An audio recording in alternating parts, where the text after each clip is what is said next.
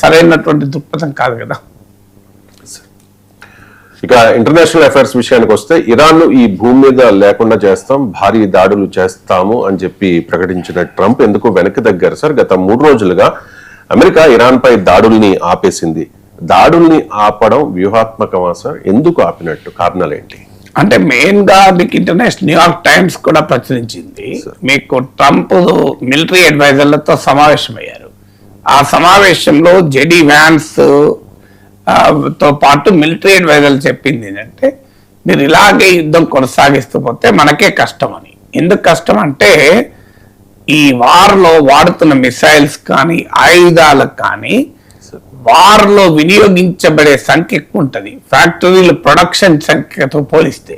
మీరు ఉదాహరణకు మిసైల్ ఉందనుకోండి, ఒక నెల రోజుల్లో 50 మిసైల్స్ ఒక ఫ్యాక్టరీ తయారు చేయగలిగితే మీకు వార్లో ఒక్క రోజులోనే 50 మిసైల్స్ అయిపోతాయి.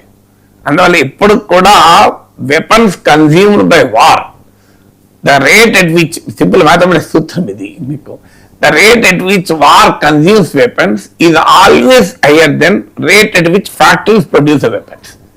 So factories ఉత్పత్తి స్థాయిని దాటి మీకు యుద్ధంలో వాడేస్తుంటారు.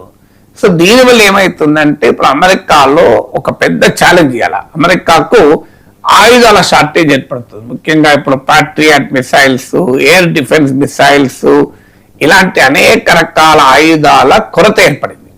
దీంతో ఏమవుతుంది అంటే, ప్రపంచంలో అమెరికాకు ఒక్క వెస్ట్ ఏషియన్ అమెరికన్ థియేటర్ కాదు. ఇప్పుడు ఉదాహరణకు యూరోప్ ఉంది. యూరోప్ రేపు రష్యా కనుక అగ్రెసివ్ గా ముందుకెళ్ళి యుక్రెయిన్ పైన క్యాప్చర్ చేసుకునే పని చేస్తే అమెరికా అనివార్యంగా యుక్రెయిన్ కు మద్దతుగా రావాల్సిందే. ఇప్పుడు రకరకాల శశభిషలున్న ఉక్రెయినే కాకుండా రేపు రష్యా పోలాండ్ మీదకో, మీకు రొమేనియా మీదకో వెళ్ళిపోయింది అనుకోండి, మీకు ఈస్టర్న్ యూరోప్ దేశాల్లోకి వెళ్ళి అమెరికా మిత్ర దేశాల నాటో అలయన్స్ లోకి వెళ్ళింది అనుకోండి, మీకు అమెరికా వాటిని కాపాడడానికి రంగంలో దిగాల్సి వస్తుంది. మరి అమెరికా దగ్గరనే ఆయుధాలు అయిపోతే ఎలా రంగంలో దిగుతుంది? లేదా అమెరికా దగ్గర ఆయుధాలు అయిపోయినవి అనే అంశం వస్తే ప్రత్యర్థులు ఎందుకు కూరుకుంటారు? రష్యా రెచ్చిపోయే అవకాశం ఉంటుంది. అలాగే చైనా, సౌత్ ఈస్ట్ చైనాలో మీకు ఈ సౌత్ చైనా సీలో అనేక దేశాలతో చైనాకు ఉన్నాయి. ఇప్పుడు ముఖ్యంగా అమెరికాకు అత్యంత ఇంట్రెస్ట్ అయిన ప్లేస్ తైవాన్. సో చైనా కనుక తైవాన్ మీదకి వెళ్తే అమెరికా రంగంలోకి దిగ తప్పదు. ట్రంప్ ఎంత మాట్లాడినా, నేను పట్టించుకోనని చెప్పినా, ఎందుకంటే తైవాన్కి అమెరికా మిలిటరీ సాయం చేస్తూనే ఉంటుంది. రేపు ఇలాంటి పరిణామాలు వచ్చాయనుకోండి, ఏం చేయాలి? అమెరికాకు ఇతర థియేటర్స్ ఆఫ్ కాన్ఫ్లిక్ట్ లో వార్ మొదలైతే అమెరికాకి ఆయుధాలు లేకుండా పోతున్నాయి. అందువల్ల ఆయుధాలేమో ఈ వార్ ప్రొలాంగ్ అవుతున్న కొద్దీ వెపన్స్ ఏమో ఖర్చు అయిపోతుంటాయి. ఫ్యాక్టరీ లాకిడ్ మార్టిన్ ఈ మిసైల్స్ ఉత్పత్తి చేస్తుంది, one of the biggest military industrial complex. దానికి ప్రొడక్షన్ లిమిట్ ఉంటుంది, రాత్రి ప్రొడక్షన్ పెంచలేవు కదా. సో అందువల్ల ఆ ఆయుధాల డిమాండ్ సప్లైలోనే మిస్ మ్యాచ్ వచ్చేటువంటి ప్రమాదం ఏర్పడుతుంది. ఇది మొదటి కారణం.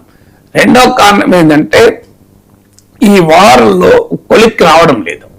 పైగా మిడ్ టర్మ్ ఎలక్షన్స్ ముంచుకొస్తున్నాయి. ఈ మిడ్ టర్మ్ ఎలక్షన్స్ లోపు ఓ డీల్ కుదుర్చుకొని గౌరవప్రదమైన డీల్ బయటపడదామని అమెరికా చూసింది. ఇరాన్ ఏమాత్రం అవకాశం ఇవ్వలే. కుదిరిన మెమరాండమ్ ఆఫ్ అండర్స్టాండింగ్ క్లియర్ గా ఇరాన్ పై చేయింది. మీకు ఈ ఎంఓయూ పట్టుకొని ట్రంప్ ముందుకు పోలేడు. ఈ ఎంఓయూను చూపి మిడ్ టర్మ్ ఎలక్షన్ లో గెలవలేడు. ఆ ఎంఓయూ క్లియర్ గా ఇప్పుడు ఇరాన్ పైన ఆంక్షలు ఎత్తివేస్తాం, శాంక్షన్స్, ఇరాన్ స్తంభించిన నిధులను రిలీజ్ చేస్తాం, ఇలా ఇరాన్ ప్రాక్సీస్ కు మద్దతు ఇవ్వడాన్ని ఆపమని కండిషన్ పెట్టాం, ఇరాన్ మిసైల్ కెపాబిలిటీ మీద ఎలాంటి కండిషన్స్ పెట్టాం, ఇరాన్ న్యూక్లియర్ ప్రోగ్రామ్ పైన ఇప్పుడేం మాట్లాడడం, 60 రోజుల తర్వాత చర్చిస్తాం. ఇలా ప్రతి అంశంలోనూ ఇరాన్ కు అనుకూలంగా అమెరికా ఒప్పుకోవాల్సి వచ్చింది ఈ ఎంఓయూ దగ్గర. అందువల్ల అమెరికా డెస్పరేషన్ పైకి ఎన్ని ట్రంప్ చెప్పినా ఈ యుద్ధం ఆపడానికి అమెరికా పడుతున్న తపన అంతా ఇంత కాదు. ఏదో ఒకటి బయటపడాలి ఈ యుద్ధం నుంచి అనే తపనలో అన్ని ఒప్పేసుకున్నారు. ఇప్పుడు ఇరాన్ తన ప్రాక్సీస్ కు మద్దతు ఇవ్వకూడదు అని ఒక కండిషన్ పెట్టారు. ఇప్పుడు ఆ కండిషన్ ఎత్తేసారు. సో ఆ ఇరాన్ డిమాండ్లన్నీ అంగీకరించారు. అమెరికా డిమాండ్లకు ఇరాన్ ఏది ఒప్పుకోలేదు. దీంతో ఈ ఎంఓయూతో రేపు అమెరికాలో ఎన్నికలకు పోలేడు అని చెప్పి తాను ఇరాన్ పైన దాడులు చేస్తున్నట్టు కనిపిస్తాడు. మరి దాడులు చేస్తే ఏంటి నెక్స్ట్? ఇప్పుడు ఇంకేం మార్గం ఉంది ఇరాన్తో? ఇప్పుడు కొత్తగా ఈ దాడులే కొత్త కాదు కదా. గ్రౌండ్ ఇన్వేషన్ కి ఈ సమయంలో అమెరికా పిలిపించే అవకాశమే లేదు. ఇరాన్ హెచ్చరించింది, గ్రౌండ్ ఎదురు చూస్తున్నాం, రండి సంగతి ఏదో తేల్చుకుందామని. అమెరికన్ సైనికులే చనిపోవడం మొదలైతే ప్రెసిడెంట్ ట్రంప్ ఎగిరిపోతాడు అక్కడ. సో అందువల్ల ప్రెసిడెంట్ కొమ్మ మిడ్ టర్మ్ ఎలక్షన్ ముంచుకొస్తున్నాయి, ఆయుధాల ఇన్వెంటరీ తగ్గిపోతుంది, యుద్ధానికి ముగింపు కనిపించడం లేదు, ఏం చేయాలో దిక్కుతోచిన పరిస్థితి. పైగా యుద్ధ భారం వల్ల మీకు ఆయిల్ ప్రైసెస్ పెరుగుతున్నాయి. ఒక్కసారి హూతీలు సౌదీ మీద అటాక్ చేస్తే వరల్డ్ ఆయిల్ ప్రైస్ మళ్ళీ $100 దాటింది. సో అందువల్ల అది అమెరికాలో కాస్ట్ ఆఫ్ లివింగ్ ని పెంచుతోంది.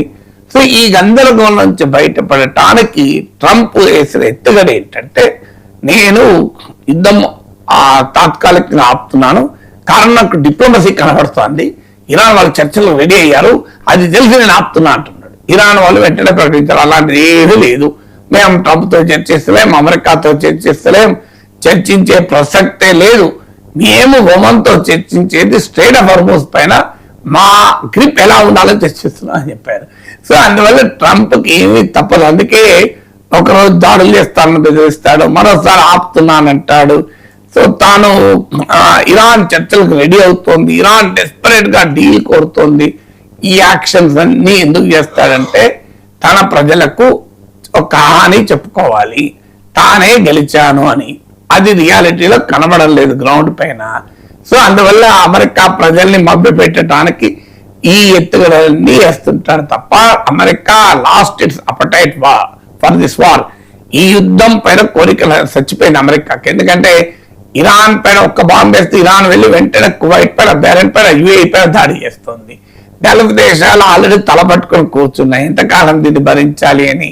సో అందువల్ల ఒక క్రైసిస్ లోకి ట్రంప్ నెట్టివేయబడ్డారు, దానికి ఇది ఒక ఉదాహరణ. Thank you so much sir, చాలా అంశాలకు సంబంధించి